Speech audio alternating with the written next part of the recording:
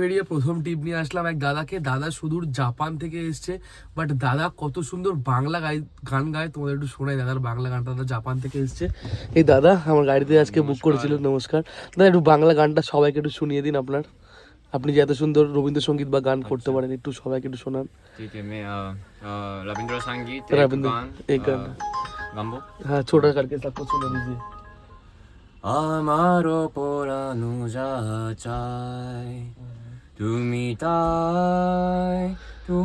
তাই গো, আমারও পরানো যা চাই তুমি সুখ যদি নাহি পাও, যাও সুখের সন্ধানী যাও, আমি তোমার পেয়েছি হৃদয় মাঝে, আরো কিছু নাই পাই গো, আমারও পরানো যা চাই।